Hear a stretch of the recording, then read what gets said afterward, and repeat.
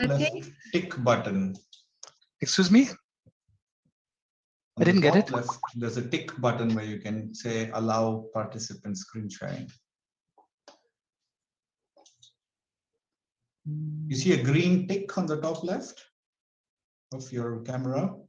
I see a green one. A green, like a shield, which says you are using enhanced encryption. There you can go into settings.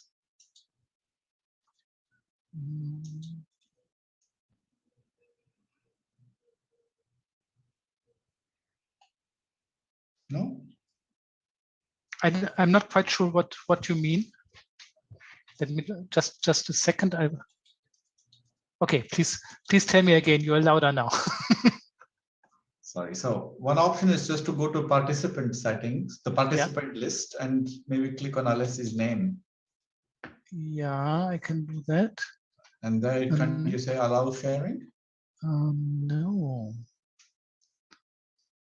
I couldn't do that. I can make her host or co-host. Maybe that's the option then. Okay, Alessi, I'll make you co-host. Pardon? Now I can share the screen? No, I'll make you co-host. And then you try sharing the screen. Otherwise, you can do it? Yes, I can. I think. Okay. You can see it now, right? I can see it now. Yes. Okay. That's fine. Okay. So at least the technical issues are clarified. If you're ready, everybody's there, we can start. I can't, let me just.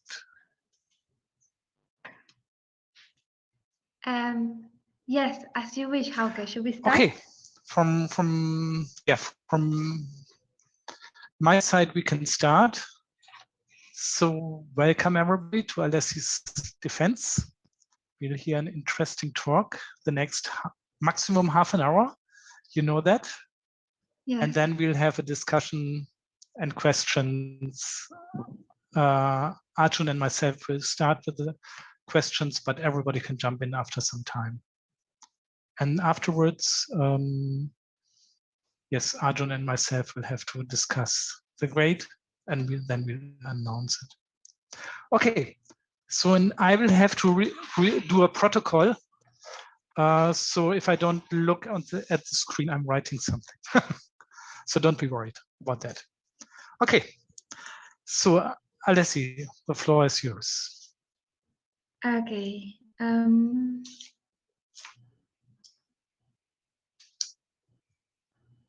Okay, so I'm going to start now. Everybody can listen to me, right? Okay.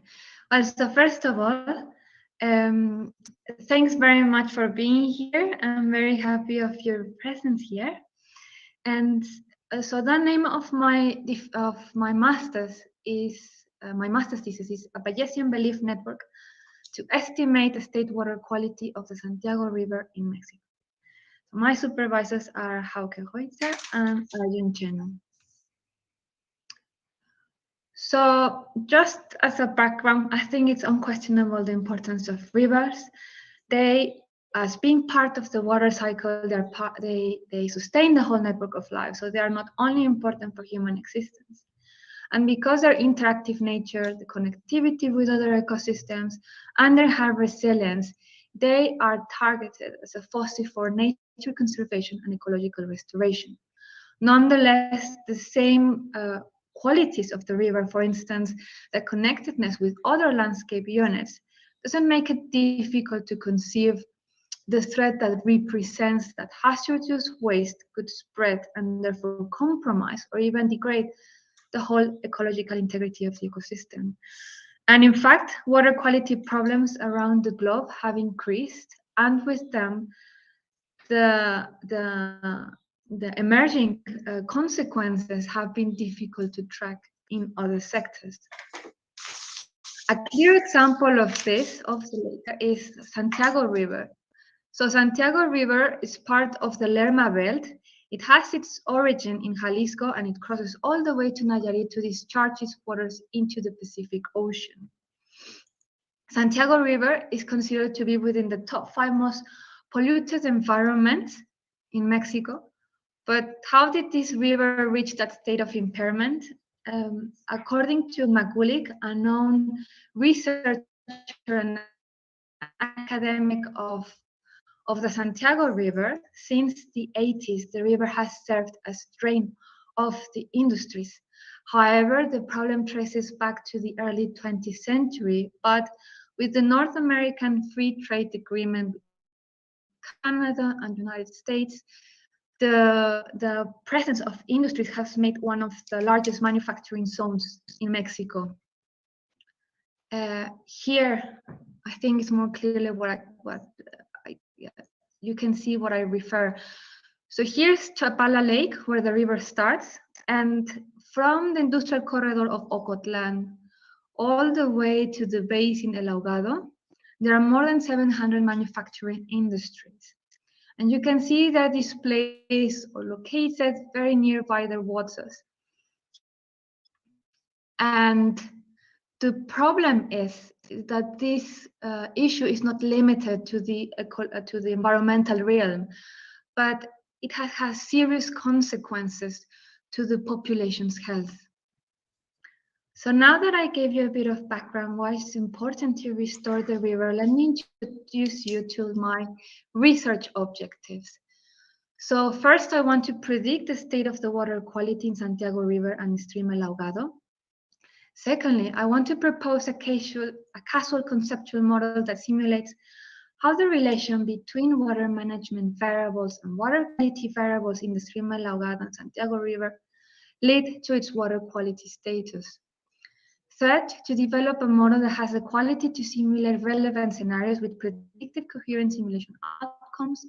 Four, to identify crucial water management variables and thresholds for potential intervention to trigger the recovery of the river and the stream. And lastly, this could be used as a tool to support decision-making in water management. My research questions that guide this research were, firstly, is it possible to predict the state of the water quality in the stream El Ahogado and in different points along the Santiago River with public data using a Bayesian model? Which explanatory variables have a major influence on the state of impairment in the water quality of the stream El Arroyo El Ahogado and Santiago River? And third, what variables need to be altered to reduce pollution and optimize recovery effort in the stream before this reaches the waterfalls of Juanacatlan, which is just the intersection with the stream, with the river Santiago. So as I mentioned before, my objective is to propose a model to estimate the water quality, more precisely a Bayesian network. So let me very quickly introduce you what these are. Bayesian networks stands in, their core statement is Bayes' theorem, which is basically a statement of proportions on how my hypothesis or belief changes based on observed evidence. And the main elements that form Bayesian networks are a graphical structure, a directed cyclic graphical structure. That means that we don't have any loops in the graph. And we have a finite set of random variables represented by the nodes of my graph and conditional probability tables, which describe the relation between my nodes. In my case, I will use a discrete Bayesian network, and it's just basically imposing probability analysis into graphical structure. So now that I told you what Bayesian networks are, let me start with my methods. So as I mentioned before, my study site is all the Santiago River along with the tributary El Ahogado. And I chose the tributary due to its location because, as I mentioned before, it has served as a drainage of all the industry, and as well is located just in the south of the metropolitan area of Guadalajara. So here, more precisely here. So it has the pressure of the city along with all the industry. These are all the monitoring stations from which I extracted data. I enlist them here. And also I want to highlight that one of the arguments of the authorities, they argue that one of the main pressures, of the river are the increasing population size. So here I have data that I extracted from the study from the Bayesian Santiago Council. And you can see here how in the late years how the population size has increased. Where this is projective data from 2024 to 2030. So firstly, to propose a Bayesian model, I looked up what data is there available with regards to water quality data and water management and pollution. With water management and pollution with regards, for instance, the amount of wastewater from industry and urban use that is disposed or drained into the river. In the case of the water quality, I searched in public repositories from the government and published studies. And with regards to water management and pollution, there's very scarce data. So I tried to do a thorough search in public repositories, published studies, and government offices, which I enlist here. And I also contacted local governments from the basin area. At the same time that I was doing the search, I organized this data into data inventory, which later on helped me to visualize the data. And I want to visualize the data to support me in the selection of the potential variables of the model. So I wanted to see how frequently the data, the parameters they were sampled, and which were the most studied monitoring sites. I extract the data from Excel files and I manipulated with the Python tool and used the following libraries to create these bar plots. I want to mention part of the criterion I used to select my variables were to first that the variables will have to fit the whole causal model coherence and to help me to answer the research questions, of course, and very importantly that I will have enough data since this is a data dependent model. Okay. After I selected my variables, according to the criteria I mentioned, I proceed to elaborate the model template, so the graphical structure. And for it, I use Markov guidelines. I don't pretend that you to read them, but just I place them here. And I also, something very important, which I mentioned recurrently in my written thesis, is that I used Forio's model as a reference to create mine. So as you can see, the selection of her variables are very similar to the ones I chose, as well as the graphical architecture. And just to understand the logic behind it, one can say that there are many factors that the dissolved oxygen is dependent on. For instance, the metabolism of the river represented in biological oxygen demand and chemical oxygen demand, and is also dependent in the amount of water, the volume water in the river. And additionally, BOD and COD are dependent on the amount of input matter that is drained into the river in the form of the domestic wastewater volume and industrial wastewater volume. Secondly, I proceed once I chose and I have the template, I chose the variables and I have the template, I proceed to define the state space of my variables. Let me remind you that we are dealing with random variables, with discrete random variables, and I chose to have less than 3 states per node to reduce the conditional probability tables of my nodes, and therefore to reduce complexity. In the case with biological oxygen demand, chemical oxygen demand, and dissolved oxygen, I use thresholds to define the states or categories of my nodes, which are already used by the National Commission of Water. So for instance, for CONAGUA, the National Commission of Water, in chemical oxygen demand, they target that the water is polluted when we have more than 150 milligrams per liter. It's target as acceptable when we have between 40 and 150 milligrams per liter, or when we have less than 40 milligrams per liter, the water is considered to be in a good quality. In the case of the flow size and domestic wastewater and industrial wastewater, there are not threshold references that I could use. So what I tried to use is what I did is to choose threshold in such a way that it will evenly distribute the data points within my categories. Later, when I define the state space and I have the template, I proceed to parameterize the model. That means to do the calculation of the conditional probability tables and the marginal probabilities of the input nodes.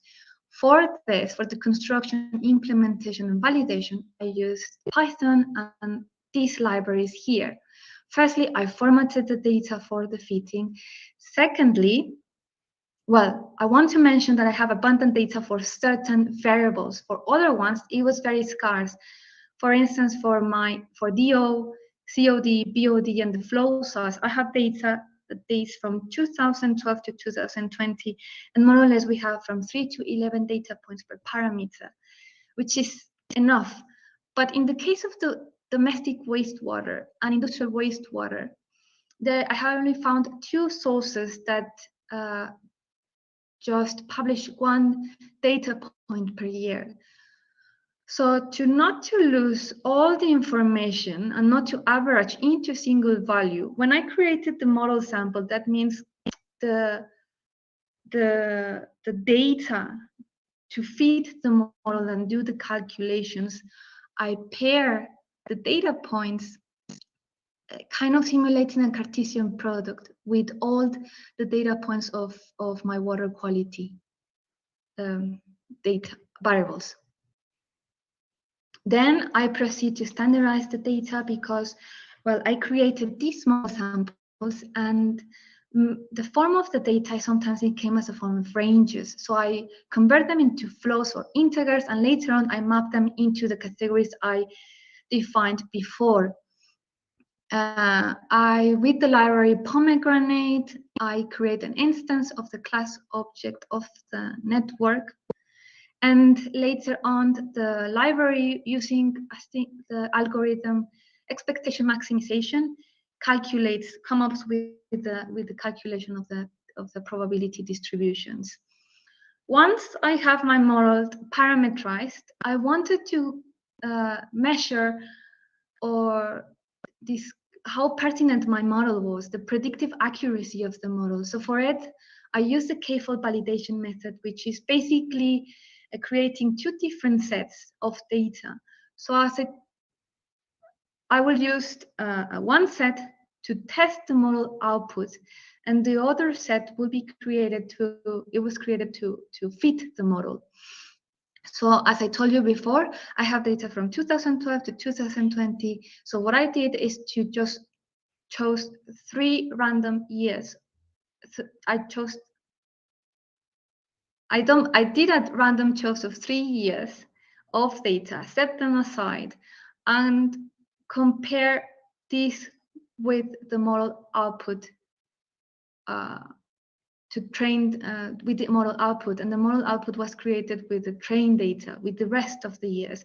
But I just didn't do this once, but I did 84 times, which is the time one can choose 3 different ways out of 9 peaks.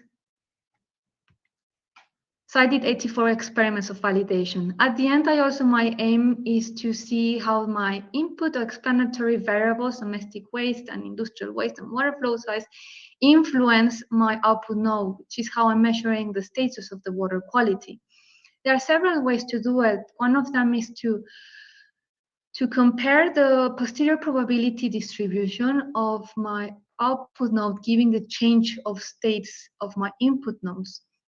In my case, I use the term of entropy, which in information theory, it measures the uncertainty inherent in my variables. That means when my output throws a uniform distribution, we have a high value of entropy. Here, there's the uncertainty is high because the model cannot come up with a decision.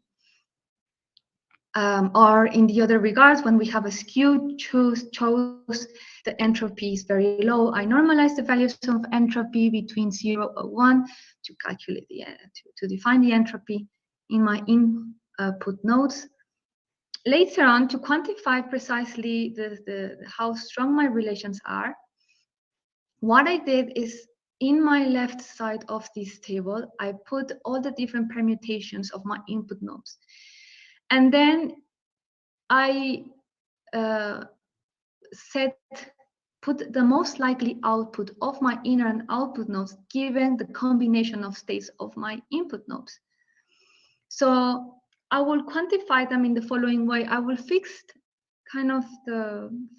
two of my nodes and see how the change of state of one of my input nodes influences the change of state of my target node, which is the O. If the change occurred, I will score this as 1. For instance, from mortality to good, I'll score this as 1. If a change of state didn't happen, despite we have a change of state in my input nodes, I will score this as 0. Later on, I sum everything and then divide it for all the possible ways in which a change of state could happen. So now we come up here with the results of my data collection.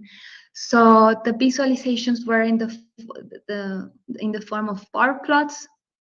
Each bar represents a monitoring station, and I average all the values of one single year into one single value to see how abundant my data was and how many sites there were studied.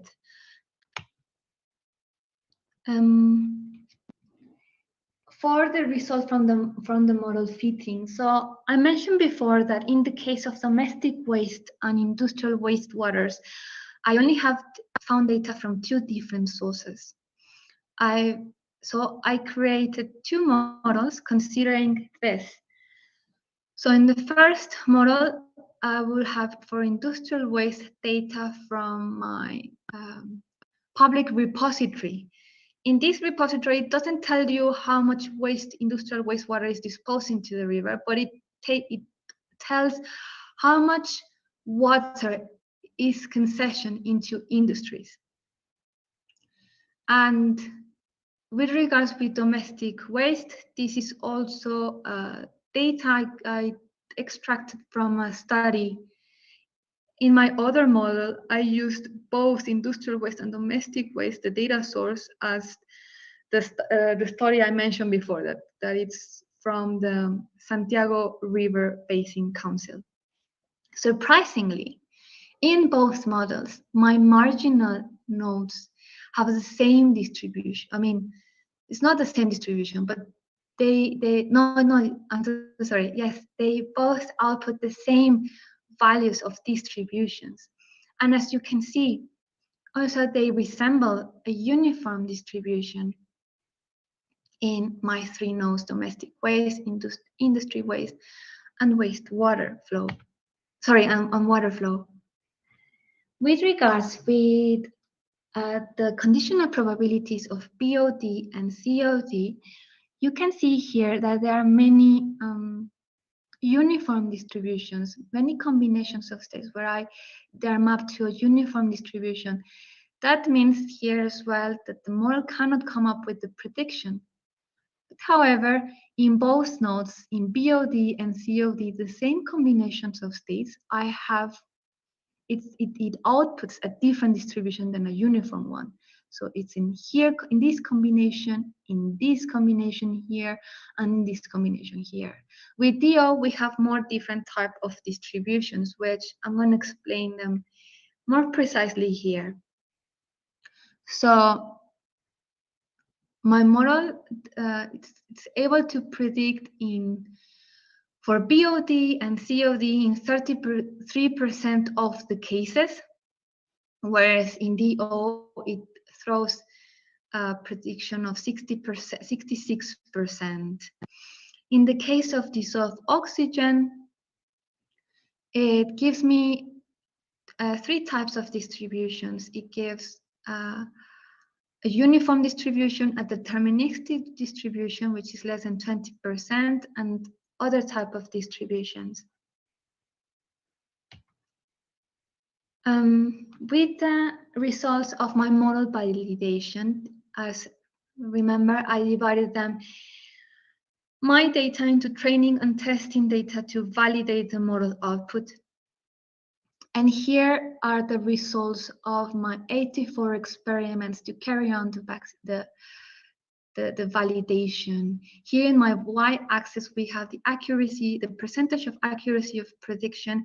And with accuracy of prediction, I mentioned how many times my model matched the output with the testing data.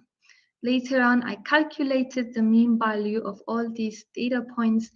And as you can see here, in BOD, the prediction is very low. It's almost worse than throwing a coin. Whereas with chemical oxygen demand, the prediction is high. It's below the average, 73%. Whereas with DO, my target node, is almost 70%.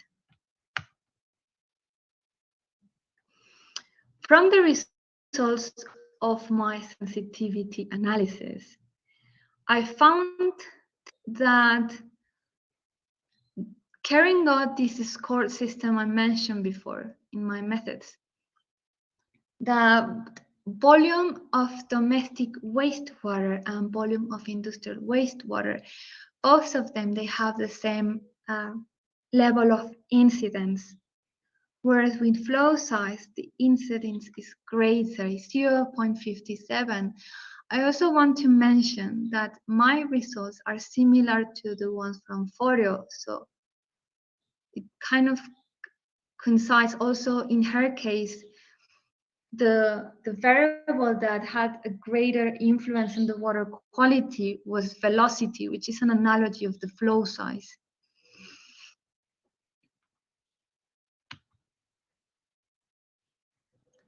So with my discussion, I came up with several statements. For instance, with regards with Bayesian networks, there are several pros and cons. For instance, as a pro, one can use data from different sources and different nature. One can discretize the data, but this come up also with we can also lose information in that discretization of data. And also, as I mentioned, this is the data-dependent model. So to come up with sensible predictions, one needs a lot of data, or at least data for different cases. And so to answer my research questions, is it possible to predict the state of the water quality in the stream El Ahogado and in different points along the Santiago River with public data using a Bayesian model? Well, I think we kind of fulfill some of the requirements where we have sufficient data with regards with the water quality variables. Also, we were able to incorporate data of different sources, and the results of my model validation reveals that my model can predict for 70% of the cases rightly for my target now from dissolved oxygen. And secondly, which explanatory variables have a major influence on the status of impairment in the water quality in the stream El Arroyo El Ahogado and Santiago River? Well, this was the flow size, as we mentioned, as I mentioned in the sensitivity analysis. And lastly, what variables need to be altered to reduce the pollution and optimize recovery efforts in the stream El Ahogado before this reaches the waterfalls of Guanacatlans? Well, in the sensitivity analysis, only all those combinations of states where the flow size is greater than 72,000 liters per second, we have a good state of the water quality. So these are kind of the condition that is needed, despite we have high input of domestic waste and industrial waste.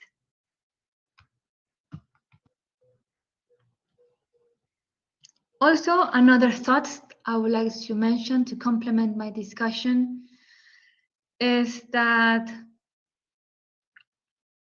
well, I carried on a sensitivity analysis considering with my scoring system, considering only the input nodes, wastewater of domestic and industrial origin, and with the flow size, but in how they influence the O, but also I should carry on, or should be possible as well to use COD and BOD as an input, so how they influence the O. Another thing important to consider is that the results, of course, are very much dependent on the threshold one uses to define the state space of my variables. And here it's very important that stakeholders must together define these thresholds. Because also, for instance, the community knows their environment and what are the limitations for have a polluted water. And also, since my model cannot predict for several combinations of states, I consider that we should fit the model with other data. If we don't have enough data from the river Santiago, maybe from other rivers. Another tributary of the Santiago is the Sula River. So we could also incorporate data to kind of overcome the lack of data in the cases that the model cannot predict for. Also, the library Pomegranate has the ability to come up or output the Bayesian network architecture. So it will be interesting to compare the architecture the Pomegranate library defines with the one I define, and to see how the outcome changes. Also, maybe considering to include other water quality variables and, for instance, water plant treatments, because at the moment the government is investing so much money into implement water treatments despite the water quality is not improving, and my results are similar to the ones from Forio. Lastly, and I consider a Bayesian network are an asset to understand and underpinning relations that maybe one didn't know from the beginning, and after giving the results, one unveils them. As I mentioned before, I think it should be also considered to input more data of different rivers to compensate the lack of prediction in some scenarios. My sensitivity analysis reveals that it's the river flow size that is the one that has the stronger influence on the concentration of dissolved oxygen, which is necessary for living organisms, and to metabolize the waste that is input into the river. And also, before this analysis, for me at least, it was unknown the level of incidence the flow size has on the water quality of Santiago River. And here again, I just have the results of my model validation, as you can see, and thanks for your attention. That's it. Here's my bibliography. Okay. Thanks a lot, Alessi. Very near to the maximum time. That's very good. Very interesting talk. And I think it showed most of your work. So questions now. Arjun, do you want to start? Maybe. Yes, sure. I can start. Thanks, Alessi. That was a nice recap. Do you hear me? Just to confirm. I can. Well, a bit low, but I have increased all my volume. Let me let me make it a bit easier. Sometimes my microphone adjusts its volume automatically. What about now? Is that better? Yeah. Yes, that's better. Thanks. Okay, good. Yeah, so thanks for a nice introduction to your thesis and the work you've done. It's a complicated topic, right? So several decisions had to be made along the way to pick the strategy of analysis. There's maybe two parts of that strategy I'd like to discuss with you if you're willing. So one is the structure of the graph, right? You brought up both of these in your discussion. The potential linkage between the variables. Let me go.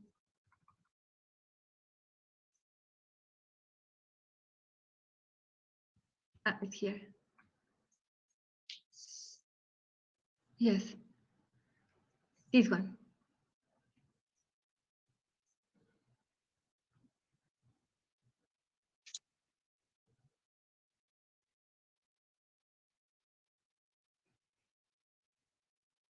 Arjun, Hi, are we back? Arjun? Yeah, now we can hear you. You were frozen somehow.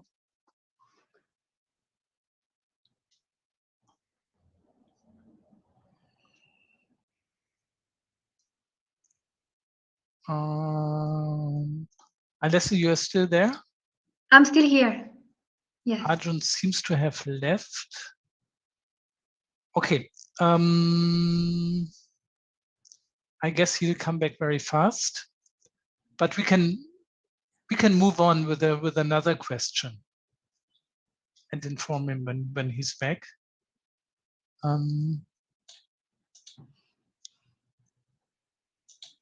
Arjun, are you back again? I think so. It seems my entire network was reset as soon as I decided to ask a question. Yes. Okay. maybe about that. I only got the topic of your question, but not your question. I know. I realized I got disconnected. I'll just try again. So yeah. So thanks for coming to this slide. So here you show the linkage of the nodes you have, right? So, and you said, oh, maybe the library could suggest another linkage, but I was wondering maybe if you could suggest another linkage for the nodes. If you had to revisit this structure, what's another option you think would be interesting?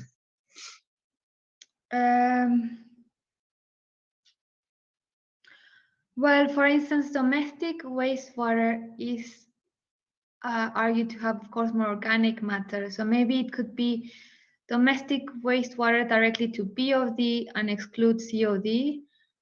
And industrial wastewater would have more inorganic compounds, so it could be just directly to COD without considering going also to BOD. Okay. So that would sort of remove two of these arrows and simplify the linkage a little bit, right? But maybe there's another point that made me wonder. So BOD, so biological oxygen demand, is probably something like in grams per milliliter, right? Milligrams per liter, yes. Right. So amount of oxygen per liter of water. And same for COD, it's oxygen demand, which is certain amount of oxygen uptake per liter of water. But then flow size, which is something on the order of liters per day, almost to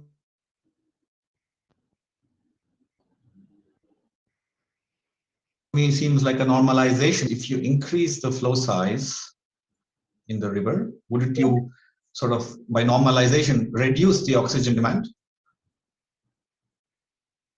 By increasing the flow size, it will increase the oxygen, no? It will reduce the oxygen demand. It will reduce the oxygen demand. Yes. Yes. And right, because you dilute its effect. Yes. Yes. Yes, that's true.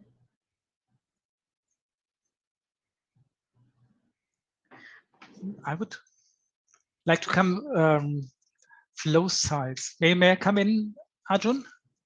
The question? Yes, please. The flow size is just actually a central result saying flow size should be increased. Yes. But that's something which is not easily accessible for management, actually. Yes. And it's somehow not really surprising result, but maybe a bit misleading. Why?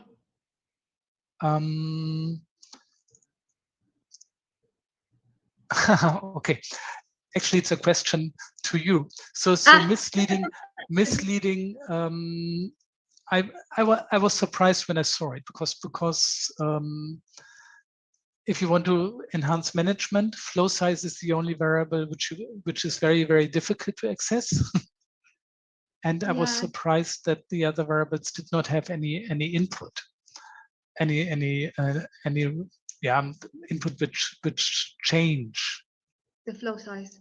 Yes. No, not the flow size, but the results and so maybe you can elaborate a bit on that. Yes. So with the case of the river Santiago, I understood this a bit later, and actually I understood it talking with the community.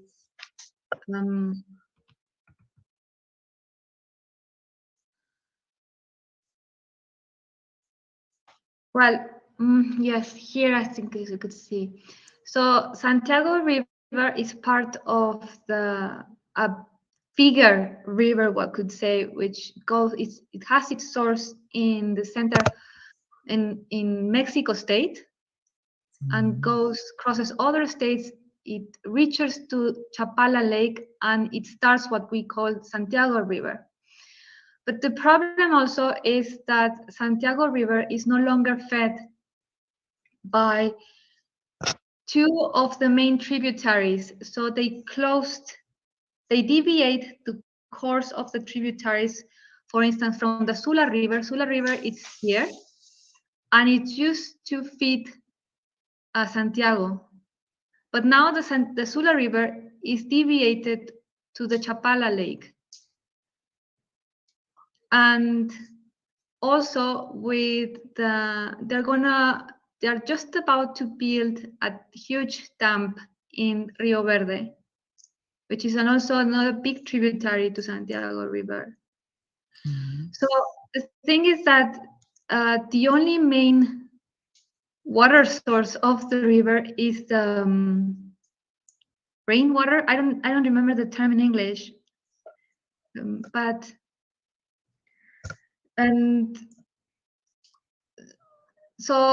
it has several dams along the way as well, and also there's illegal water extraction in the river, and also they want to dry the tributary El Ahogado. So I think these observations could, and with the result of my model, could be considered to really, I don't know, make more research about it. Is it,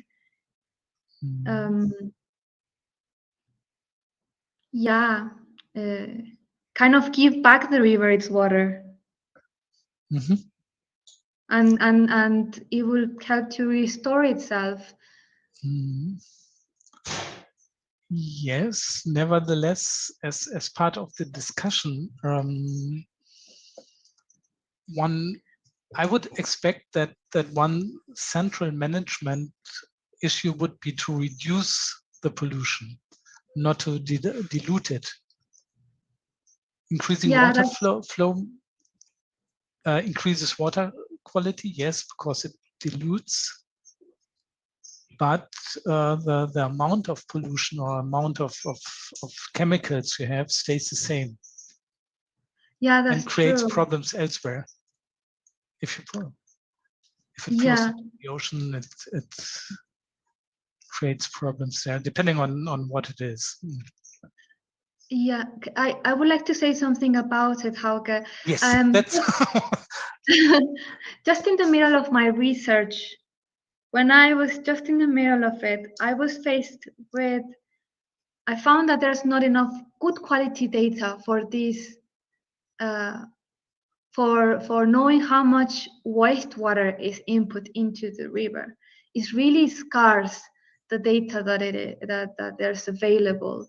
And for instance, I use data which is a projective, it was calculation, or I use as a reference also water concession as an analogy of how much is put into the river to overcome the lack of data. So also I think one issue is maybe the low level of incidence or the same level of incidence that domestic waste and industrial waste have is, I think it's one of the reasons is this. But also, I think the scope of my this coming up with a management strategy goes beyond the scope of my research, because at the end, I'm just discussing what if it's possible using public data and using a Bayesian model to state the water quality, to define the water quality, and not come up with a management strategy.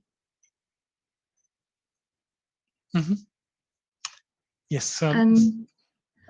And well, as I mentioned before, I think also the output of my model is very similar to the output of Forio's model, which I used also as a reference to build my model.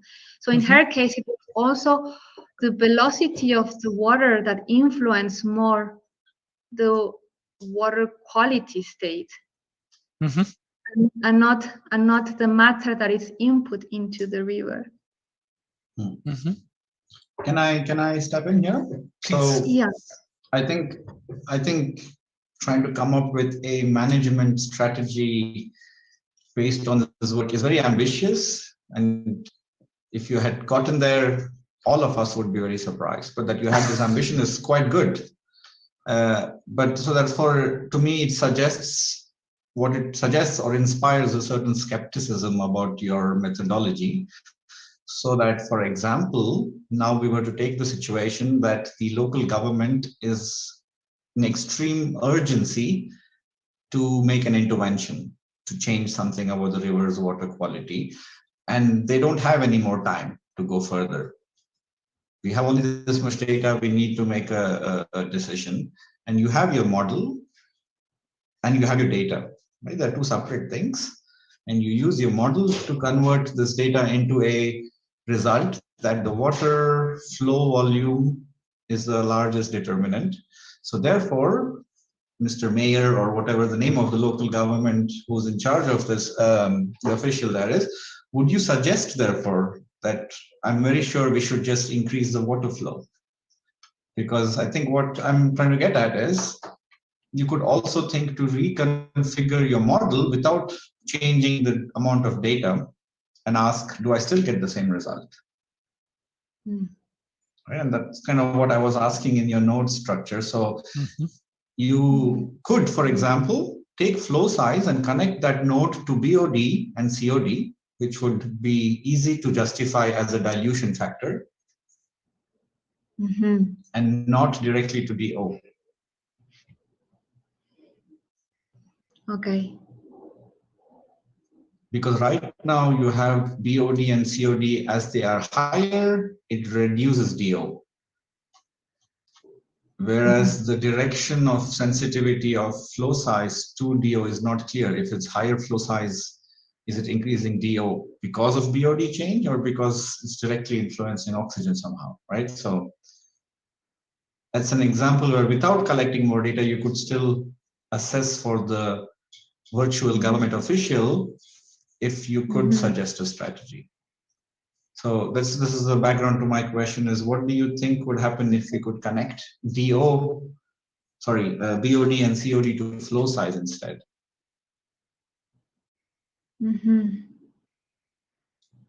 Is that a question? Yes. It is a question.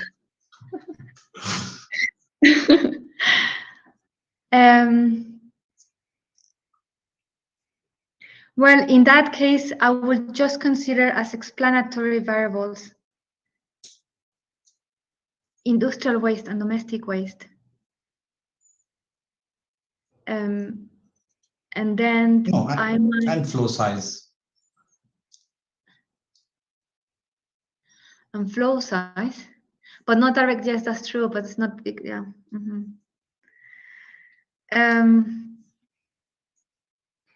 Yeah. I don't know how much it will change. If That's true. It would. Yeah, if it would have up, then if that would change the level of the numeric value that I gave in the level of incidence of domestic waste and industrial waste. Yeah, no, but if it overall changes the basic message that flow size is the variable to control, then it sort of at least addresses the larger research question, which is this a good way to identify the factors that affect or that can be used to infer water quality? I think that's worth exploring when you set up a larger level question and have this sort of inspired ambition. But maybe I have another small methodological question, but unless Hauke would like to continue on this topic. Please continue. So on the methodology side, so Bayesian probability, the Bayes rule, as you showed us, P of H given E is P of E given H versus the probabilities of either, does not require any discretization. Right? It's just it's a probability distribution, but Bayesian networks require discretization. Can you sort of explain why that is? It's just a general question. It isn't about your thesis as such. Well, I think it will require discretization because otherwise it will be just too complicated and maybe untractable. No, I mean, you're saying like not discretizing the state space of the variables.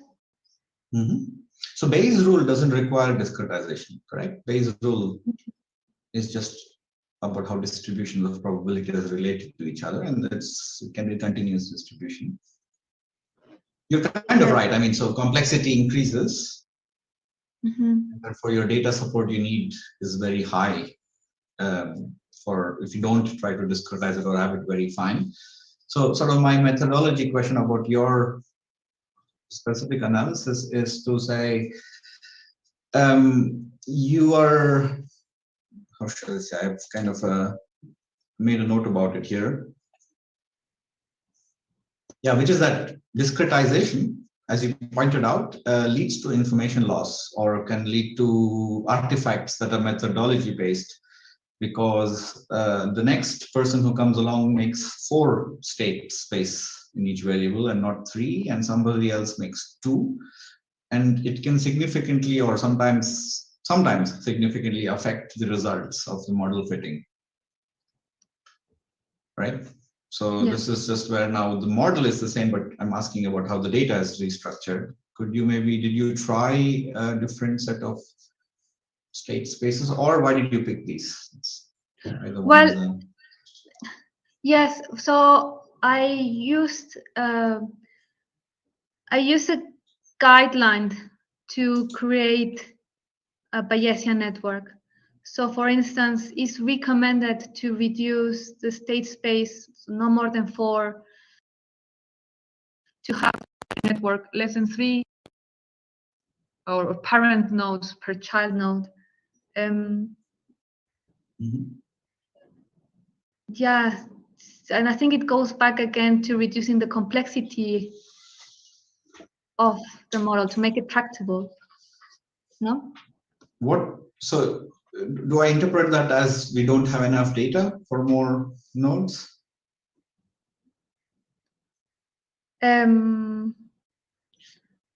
to reduce complexity as a goal is a bit abstract, trying to understand the practical difficulty. Well, I'm not sure if by reducing, if by increasing the complexity, one also increases the uncertainty in the model.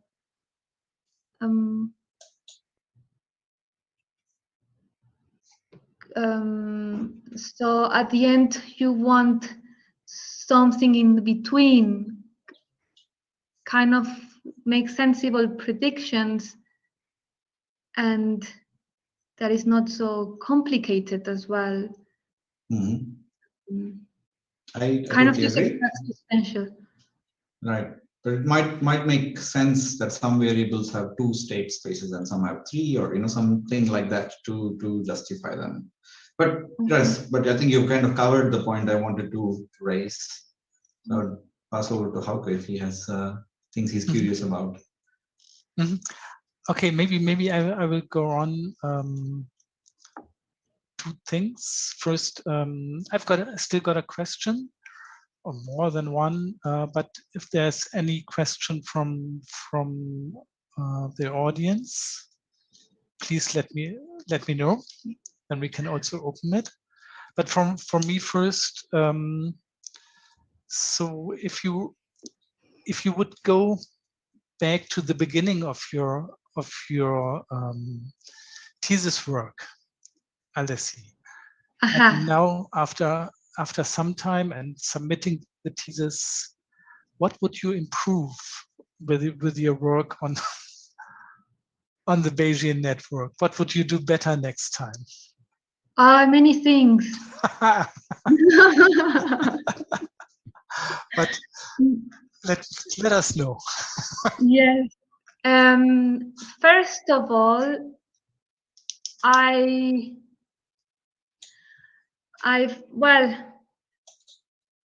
before even starting my work thesis, I took so long to prepare or to work on the protocol of my research. I also took a lot of time to study Bayesian networks, but the theory behind. And then I understood that I needed to study more the use of the library than how really Bayesian, the mathematics of Bayesian networks, because even I study how the information is transferred between the networks, and then from there how to construct the architecture of the network, which probably was not really necessary. A second thing, it was you suggested me repeatedly to have the data available, and according to the data, then later on design the model, because I was also losing time to define which were going to be my variables and how they were going to relate even before having the data available. So first of all, I will have just make sure that I have the data, because I also took time to compensate or to search for data.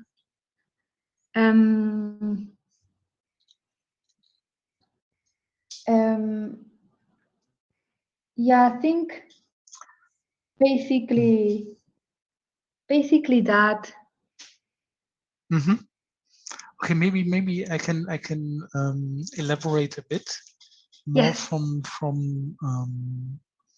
a scientific point of view. What would you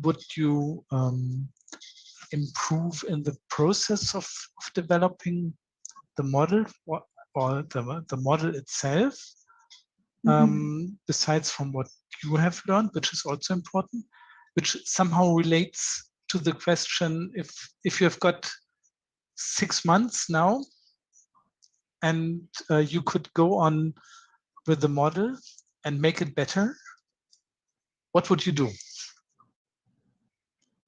If I have the model, well, I think I will explore this just because of the practicality of resources. I will explore setting up as a parent node the flow size to BOD and COD.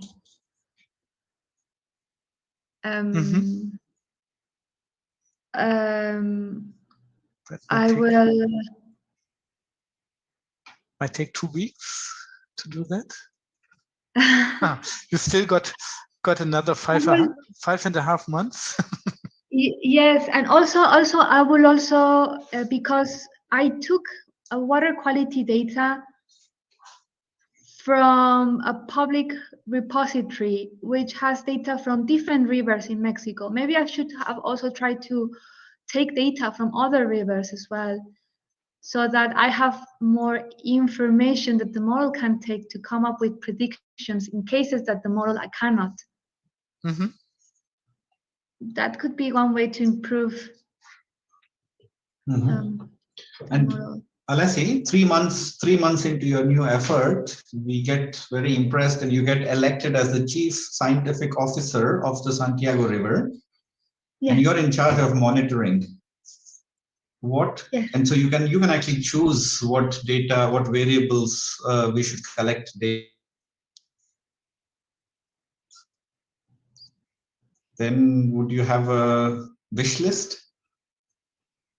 What variables we collect? Yes, definitely. I mean, first of all, we don't know how much.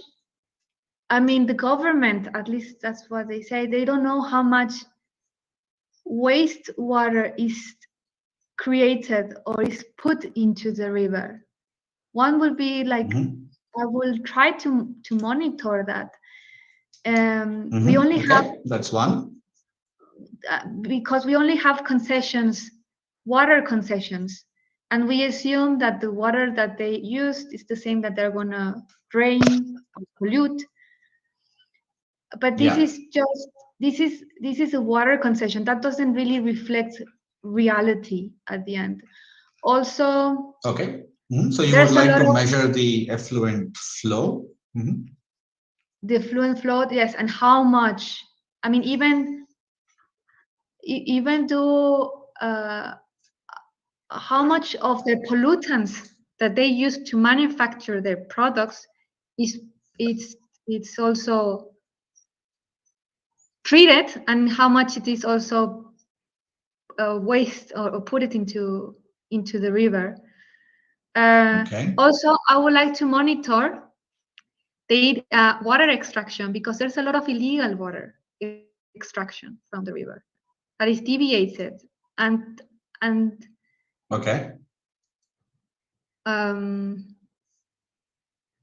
even basic things of where even the wastewater goes. There's not even information about it. Okay. So these are elements of the water cycle that are already in the river. What about any logical factors you think might be? Other what? Sorry, Arjun?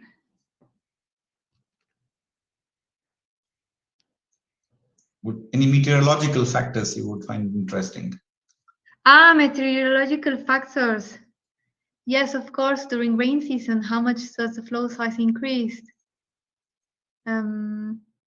Exactly. I was thinking this is the one natural way that flow size increases. And also evaporation changes massively in the summer. So it would be a natural laboratory test without having to go and hunt for illegal water extractors. So seasonal differences. Yeah. Yep. Okay. Thanks. Are there more questions to Alessi? Do you still have questions, Arjun? From my side, I would say I have just one comment, but I can also wait for the audience if they have any comments or questions. Please go ahead. Thank you. Thank you so much. Well, first I want to congratulate Alessi for this exposition and for her thesis. I want to say first that she has chosen such an important topic here in Mexico. This is a big problem that we have with the river. And honestly, the data, I mean, it's true. I mean, it's not only her having to face this problem, but a lot of researchers have a lot of trouble finding data or asking for data to the government. There's not enough transparency. There's a lot of corruption involving it. It's really a systemic problem. So I was wondering if as a strategy, sometimes the journalists are the ones that have like more data for this, and if as a researcher one could reach to a journalist strategies to get access to this data. So that's kind of like my question. And but honestly, I just wanted to congratulate her, and I think she did a great job. Okay, thank you. Thanks, Daphne.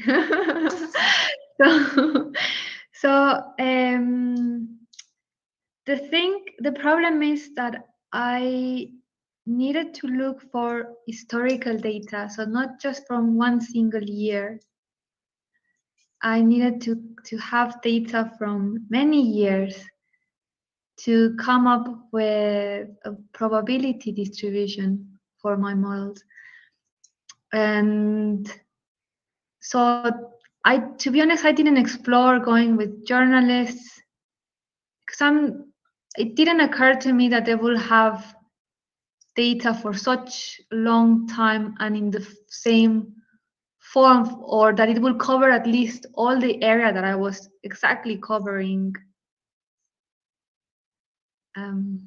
Maybe they will just have of certain monitoring stations, and maybe they will come, for instance, in terms of pollution.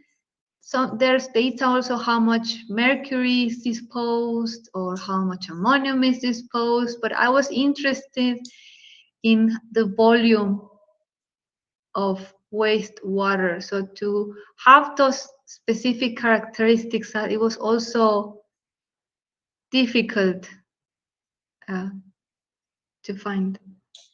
Mm-hmm. Okay, thank you. Are there more questions?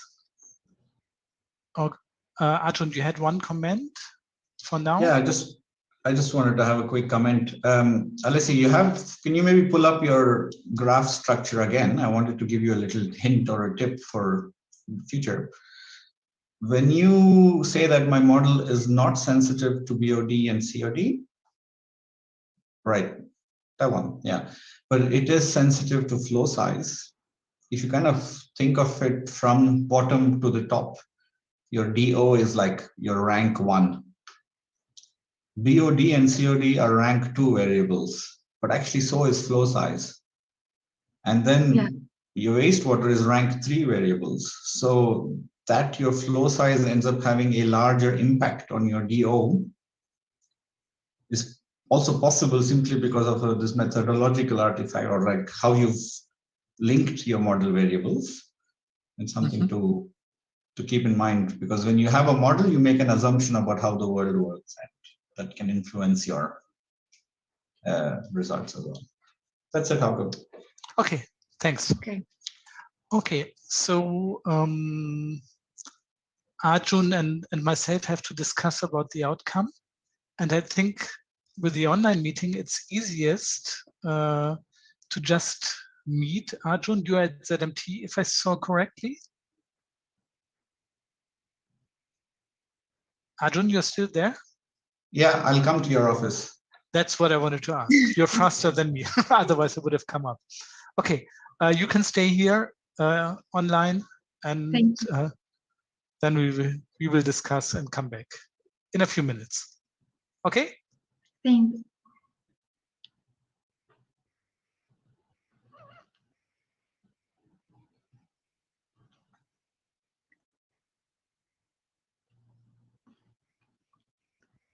Melu, ¿estás ahí? Aquí estoy, chiquita.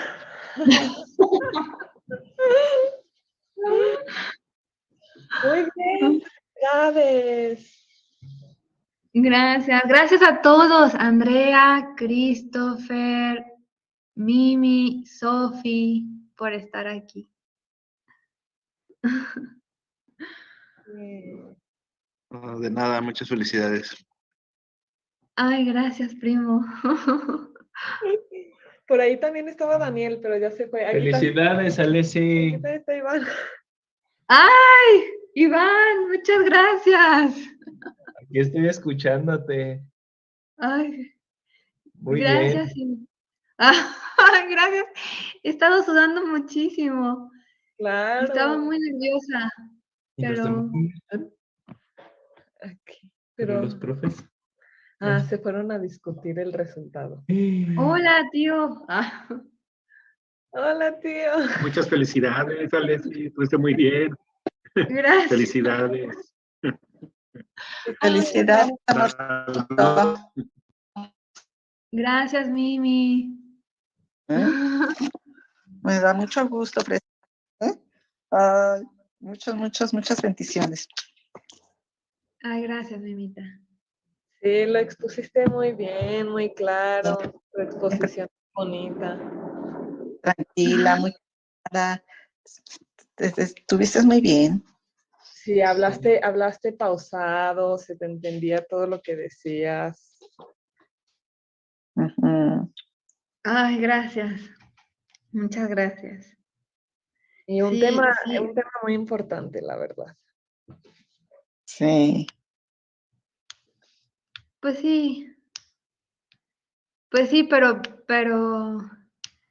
la comunidad ya, pues ya sabía esto, pues ellos fueron, hace poco fui a escucharlos hablar y precisamente decían que pues hay que regresarle el agua al río, ¿no? Y solo se va a restaurar, o sea, y es precisamente lo que digo, aquí en el modelo es algo que ellos ya, pues ya saben, ya se sabe, pues. Pero yo creo que ya ves que Falta. Hauke dijo como de que, bueno, ok, si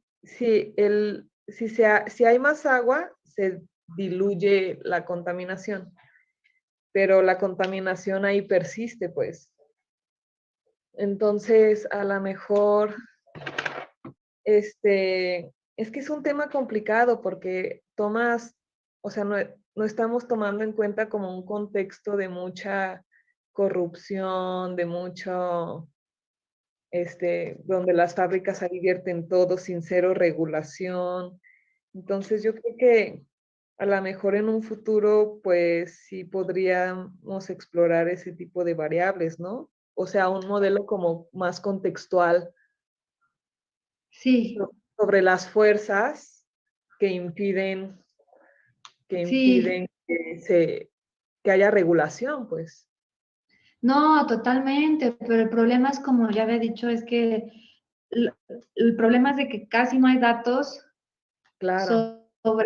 sobre variables de manejo del agua, que es lo que pues, nos interesa también saber.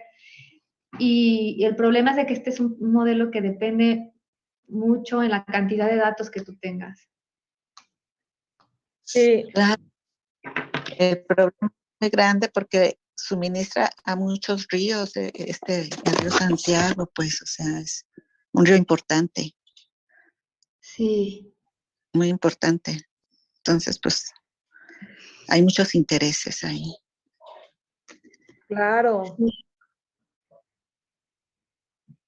claro, sí, claro. exacto. Es difícil conocer. Ah, adelante. Ah, Sofi, muchas gracias. Ahorita me estoy dando cuenta que está ahí en vivo, ¿verdad?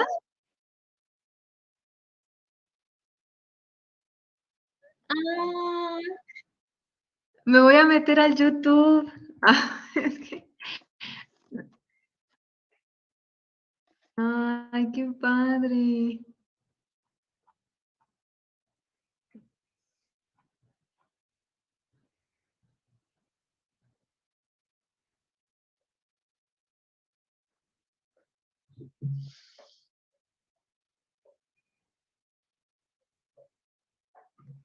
Ay, nomás que no sé hacerle. No sé hacerle bien a esto. Tampoco. Ah, a ver, no, ya. Ya pude abrirlo. Ay, sí. Ay, yo vi. A ver, pásanos. Ay, sí. Ah,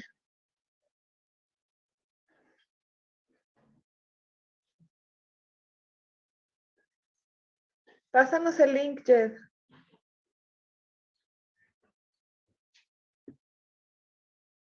No te escuchamos porque cerraste tu micrófono.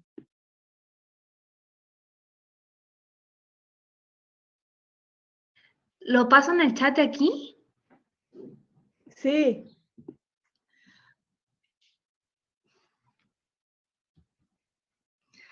Ay, muchas gracias. Yolo, Omar, Graciela, Marisa. Muchas gracias a todos.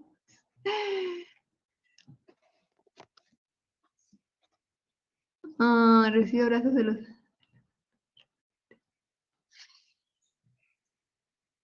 No.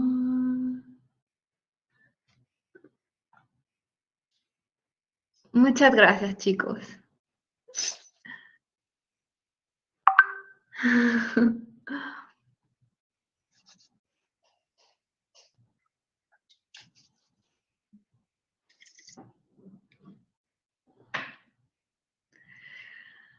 Ay, sí, yo también les mando un gran abrazo. Gracias por estar aquí y por sus porras.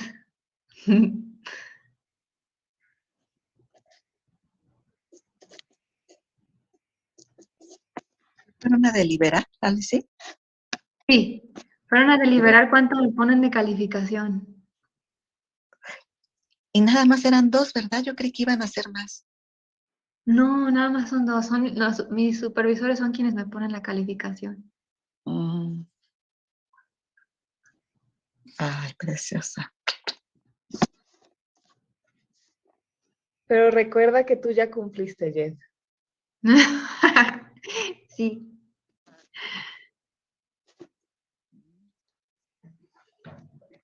Sí, muy interesante. Y me cayeron muy bien también tus supervisores. Ay, sí, son bien buena onda. Sí, Sí, tranquilos también, muy tranquilos como tú. muy tranquilos. Sí. Y al final alguien te dio un tip, ¿verdad? Para tu proyecto de investigación. Está padre. Sí. ¿Les interesó el tema, Alessi? A mis supervisores, sí, yo creo que sí les interesó. Pero ellos vieron también todas las dificultades que tuve y cuánto me tardé para precisamente extraer datos que pudiera utilizar solo para analizar ya. Ay,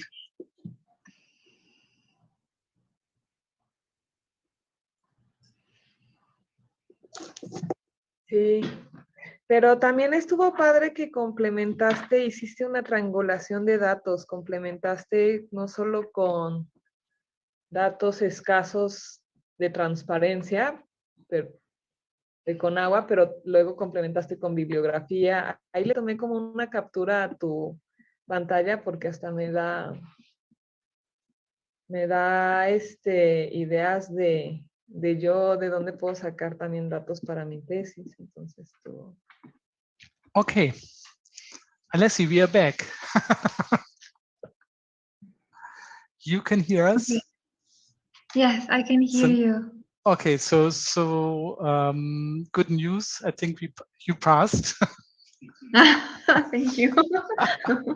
Congratulations. And I think the presentation and your defense is better to say something like that than your thesis. So we graded it with 1.7, both of us.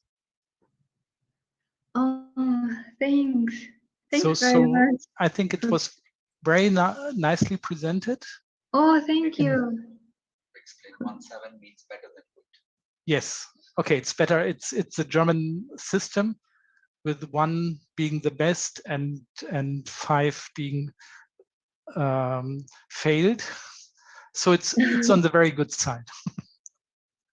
So is 1-7 the whole of it or just the presentation? Just for the presentation. Ah, okay. Yes. Did you get? I will come back. Did you get the evaluation from Arjun? Did Frau Köhler send it to you? Yes, yes. I have okay, both of the evaluations. So you got both of us. Yeah. Both of her. Okay, that's good. Just what we wanted to know. No, I was not quite sure about it. So I think in general, it was very nicely presented. But there was a few things you could use the medium presentation much better.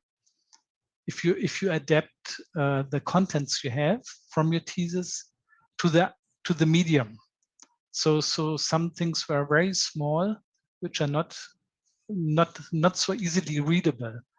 And in case of an online presentation, it's possible to go very near and read.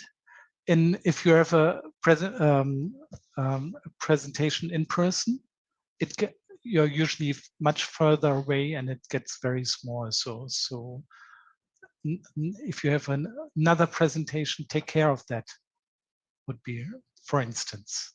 Otherwise, it was very nice and questions were also answered very well.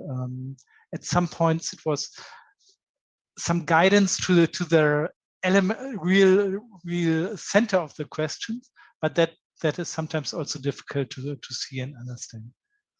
That was so far from my side. You want to add? Okay. Well, I will just speak. I'm assuming that Alessi is not saying so much. If you can hear me, Alessi. So I also want to say that the handling of the questions was very good, and you presented in a friendly way. All of your slides went through the concepts, helped. I think, I mean, we've read your thesis, and we maybe needed lesser help than the audience, but they also have probably followed your story. So that was well done. I think the change of your graphics for a presentation means it helps people to see it better. That's just a kind of adjusting to the medium of your presentation, as Hauke said. So overall, well done. I think the most valuable thing that you've brought together in your work, apart from realizing how much more time you need, is all the data you've put together. And this is a good and it's not an easy effort, and you've done that, I think, quite well, allowing maybe many more questions to be asked to this data. Thank you. So well done. Thank you. One more comment from my side. So it was a thesis where you chose the topic, and it's your own initiative, and that's always something which is very, very valuable. And so hopefully you go on in this way. So congratulations again. Thanks very All much. the best. Thank you. We will pass on the protocol. I took some notes. And we'll pass on the protocol to Frau Köhler, and then it's still your last task remaining with the PM4. Yes. And Yes. then you're done. Yes, exactly. Thanks very much. Also, I want to thank you both of all the time granted and all the feedback, because at the beginning, and not only in the beginning, but I started to being very lost how to shorten and not being lost in all the information there. And yeah, it was very useful, all the feedback and the support of your time. Thanks. Okay, thank you. Okay, and so nothing left to say, but have a big fit, a big party today. Most important thing is done. Yes. Enjoy the day. It's early in the morning in Mexico. Yes. Yeah, sun is going down already. So yeah, Yes. use the day and then enjoy it. Okay. Well, So thanks very much, how can are you? And send you a big hug and thanks for everything. big hug, yes. Okay, all the best and see you soon. Bye. Thank you. Thank you, bye, and thank you everyone. Gracias a todos por estar aquí también. Yes, and thanks for everybody who was there and listening. Congratulations, Alessi. Bye. Gracias, gracias. Bye. Les mando muchos besos. Gracias. Bye.